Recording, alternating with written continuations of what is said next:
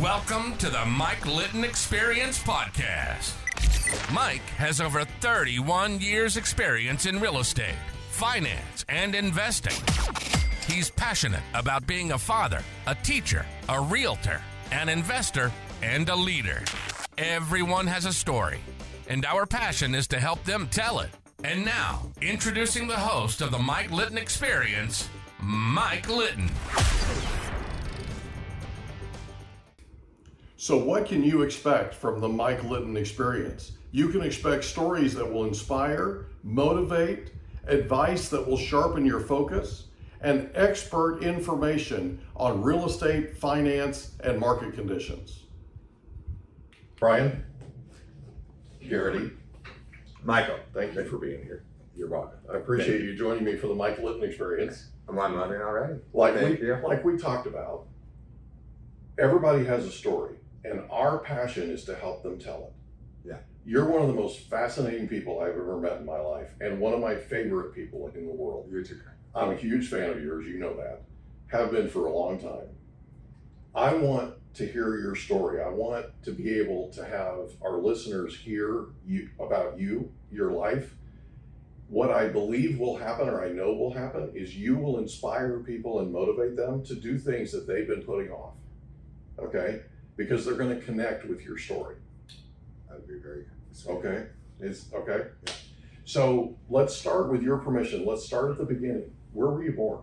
I was born in Orange County, in Fullerton. My whole family's from Pittsburgh, so I was a late in life baby that ended up when my parents relocated here to Southern California.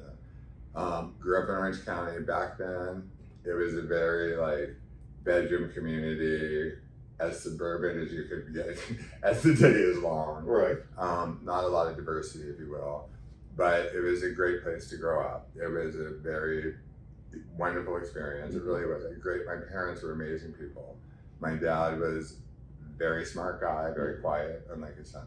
My mom was a feisty little Italian sweetheart, and God, I miss both of them. But being a late life baby, I have a brother that's 19 years older. Okay. So he was out of the house in the Air Force by the time I was born. Right. Then I have my sister who's 17 years older. You wouldn't know it if you saw her.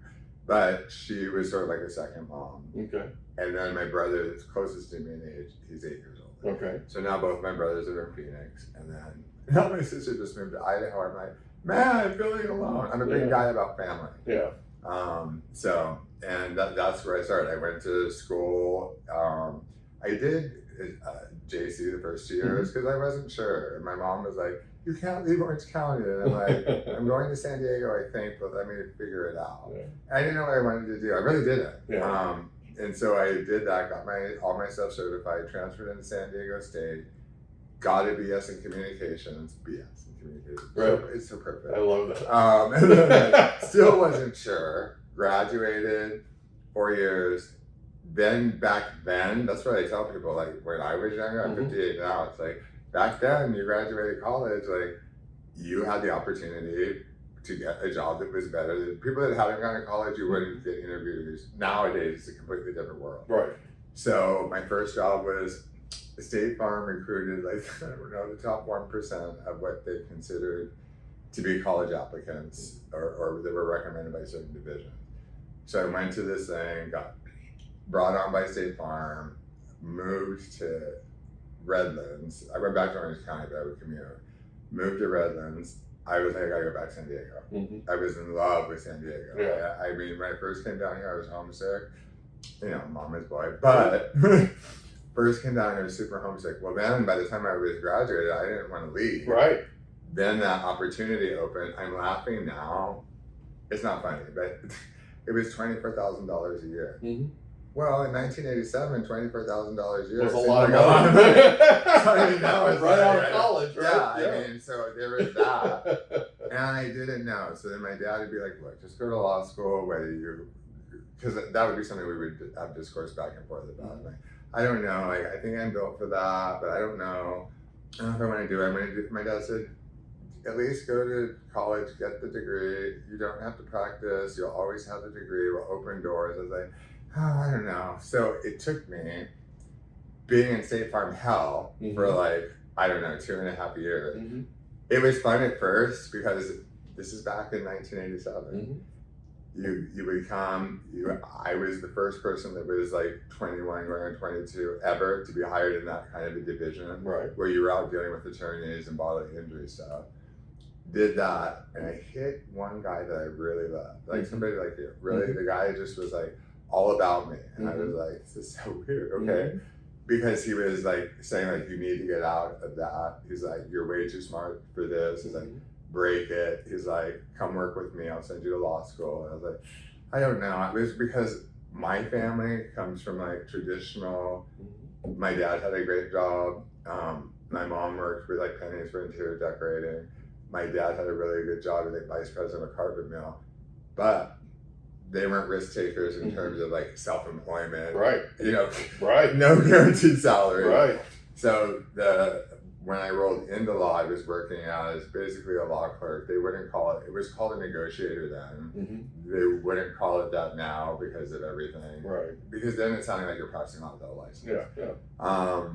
Did that, worked full time, went to law school full time, got out, went to take the bar. I thought I would be like law school, fly by the seat of my pants. No. It was not like that. It was 3 days of hell, didn't pass. Oh my goodness. Then I was like, okay, I'll take it again, I guess. We'll see. I'll put in more time this time. Right. But the first time I did it, they gave me 3 months off. This is when you're young and stupid. They gave me 3 months off, and I was like, woo! I got 3 months off of work. Right. That I can just do whatever. Right. And as a 24, 25-year-old, hell, like I was single at that point, like already ready to mingle more than I already was. Could just go for 3 months. You can't do that. The reason they give you 3 months off is because you have to not commit so you yourself go to the party. process. So then what happened, that job at the law firm had evolved to the point where by the time I went to take it the second time, I was making more money than the junior associates that were coming in. Oh my goodness. I don't know if very many people know the story, but I tell the story. So then I at the time when pretty much my best friend, that's back when HIV was, you were out of here. It was a horrible time. Yeah. The 80s and the 90s, it was scary.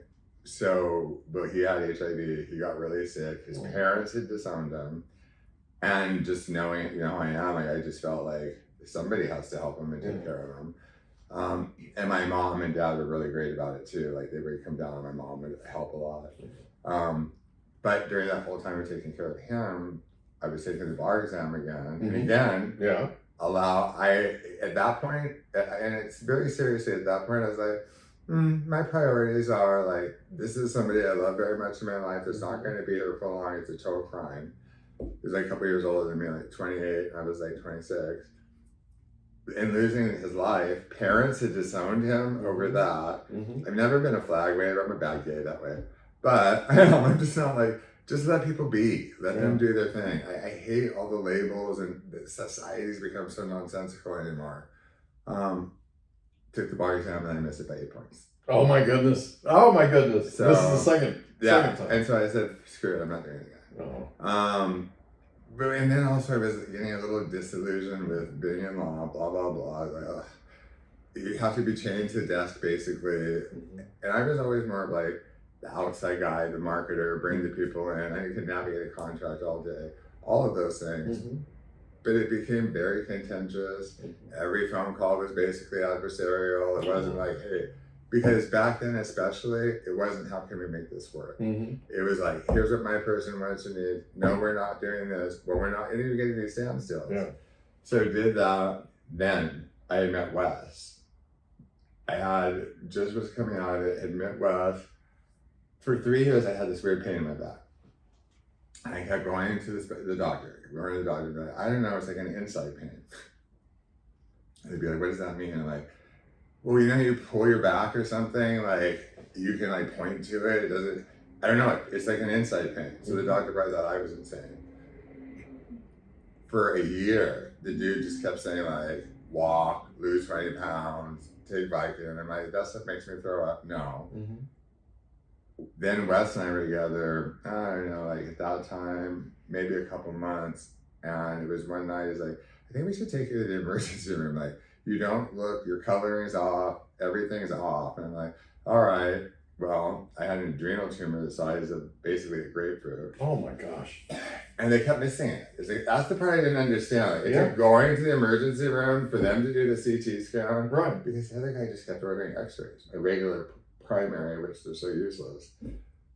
There are some good ones, but that one was useless. Yeah. So ending up in the hospital, I found the person that I thought I would spend forever with, which apparently we're on that track 21 years later. But when that doctor came in, it was like 1:30 in the morning, and the first question that he asked, are all your affairs in order? First question. I was like, well, And you're how old? 35. Oh my goodness. I was like, all my affairs in order. You're talking to somebody that translates very easily into like, what's the problem? Right.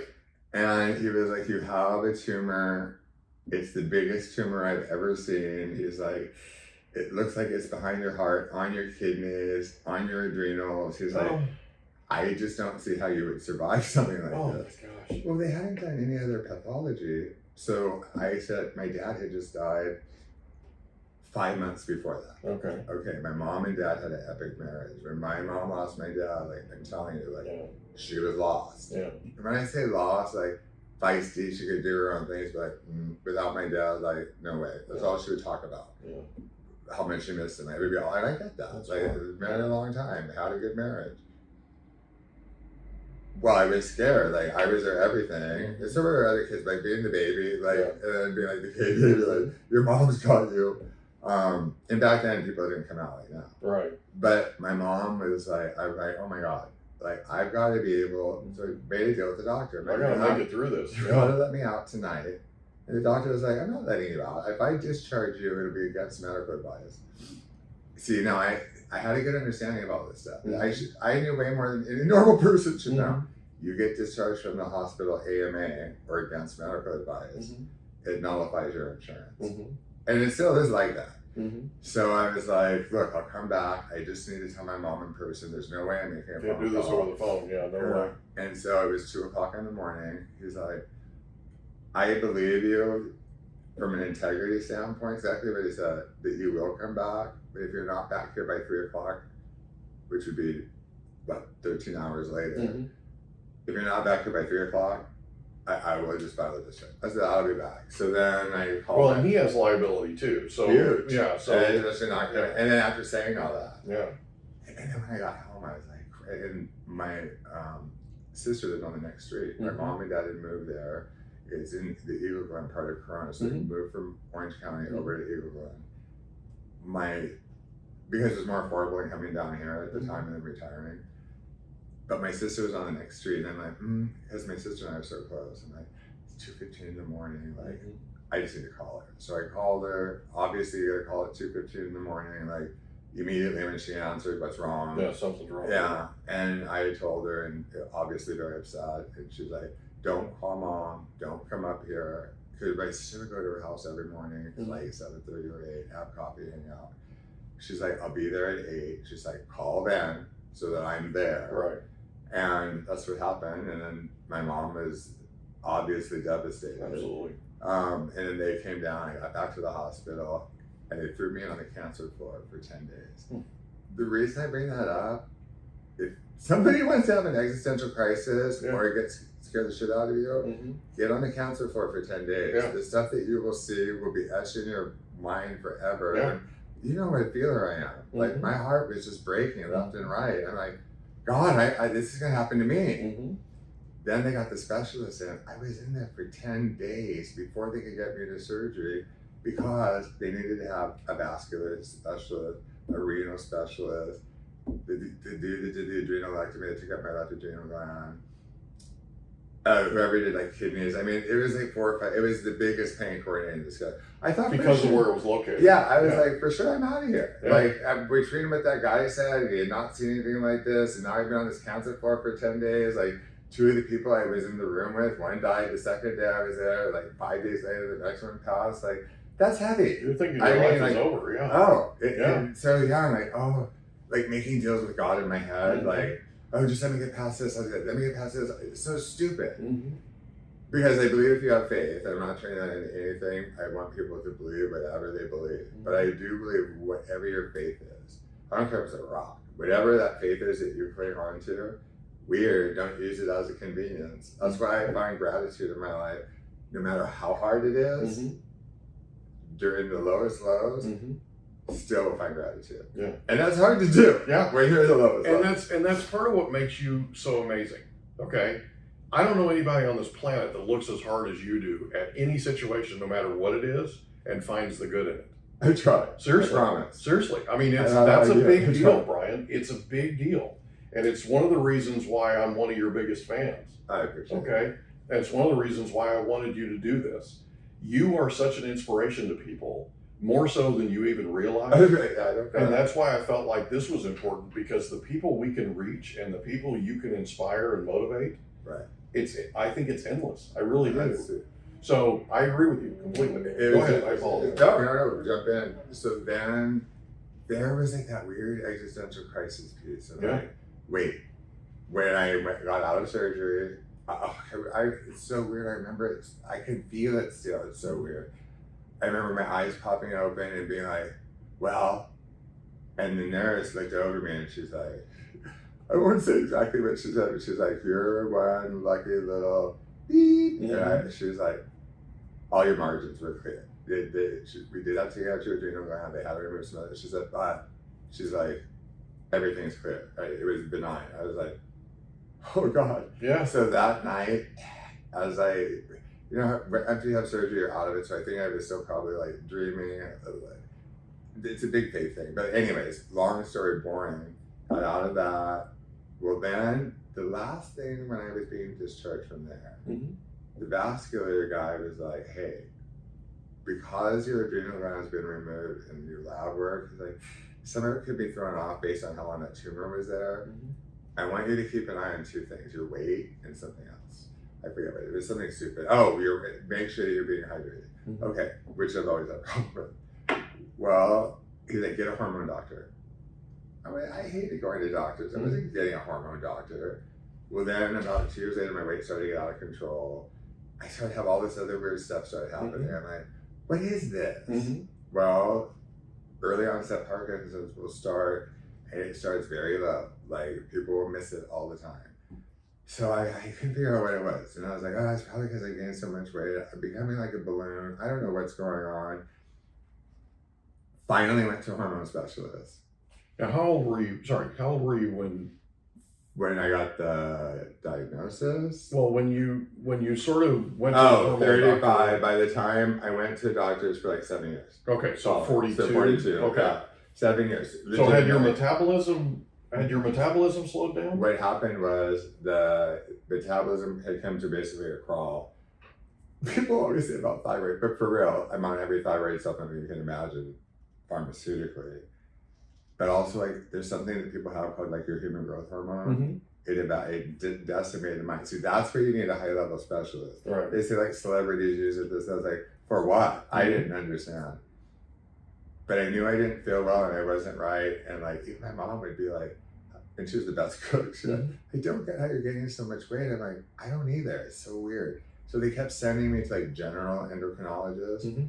It legitimately took a person getting involved, finding somebody in town here that was so high level. He's like, this, and this. So what was happening is my estrogen level, of all things, was like 10 times. We hope you enjoyed another episode of the Mike Litton Experience. If you did, do us a favor, smash that subscribe button, tell your friends, family, and coworkers about our program, and wherever you get your podcasts, please leave us a rating. It helps us to connect with quality people just like you.